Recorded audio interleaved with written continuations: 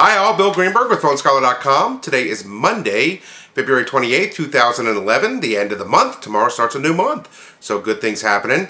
And here's a brief summary of what we got going on the website today. But to check out the entire articles, please go to www.PhoneScholar.com. And any questions, send me a blog, questions@PhoneScholar.com.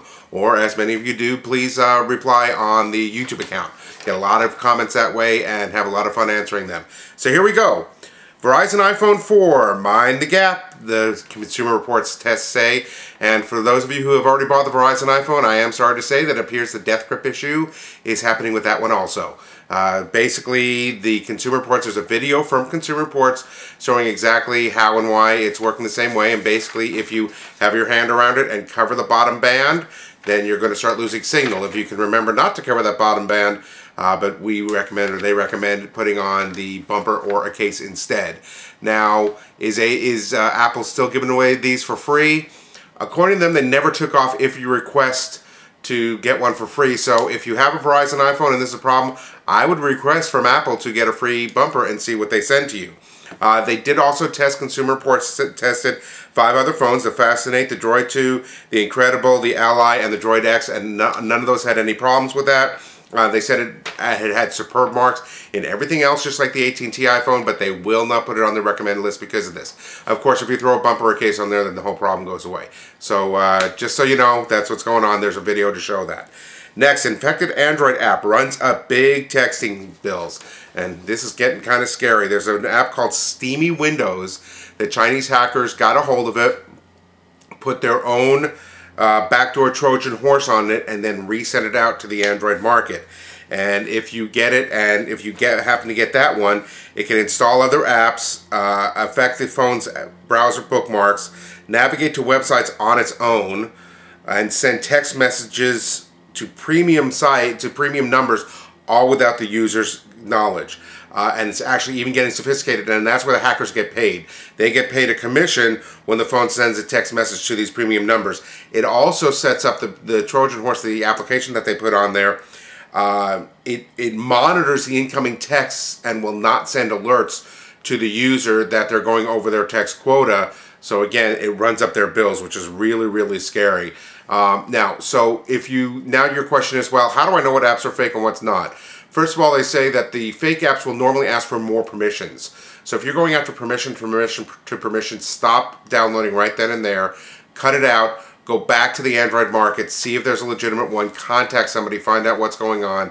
Again, are you ever going to be able to do this? No, but hopefully if this happens with your bills or anything like that, you'll be able to go back and check with them. I showed a link on there showing the actual app and the fake app, and I also showed a link to the legitimate application if you want to get that. So you can scroll down to the bottom. It's at the bottom of the article and get that. Next, smartphone lost. Locate it, lock it, clear it, and restore it with the new protection app from Sprint. And Sprint has basically joined AT&T and Verizon in having a mobile protection system for their phone, where if it's lost, you can send it a signal, and it has an audible signal, so if it's in your house, you'll find it. You can either track it through the GPS, through the web, or you can track its history. So if you think somebody took it, you can see where it's been through the web, and then you can go ahead and lock the phone. You can clear your contacts and everything on there, and afterwards, after you get the phone back, you can then restore all your contacts, so it doesn't make a brick of the phone like some of the other things used to, but you can do that. The app is free, but you do have to get the $7 total equipment protection from Sprint for monthly fee. I did put a link to the website in the article, so go ahead and check that out. Next, AT&T begins service to text users in certain locations. And we've been talking about this for a while, and basically it's called Shop Alerts. And the companies that they're working with right now are Hewlett-Packard, Kmart, JetBlue, SC Johnson. There's a couple of others also. And they're rolling it out in New York, Los Angeles, Chicago, San Francisco today. They're rolling it out today. And basically what happens is SC Johnson is working with Walmarts. So they'll put what's called a geofence, or an area around a certain Walmart, that if you have this application and you're in their area, it'll automatically send you a text for any specials they may have.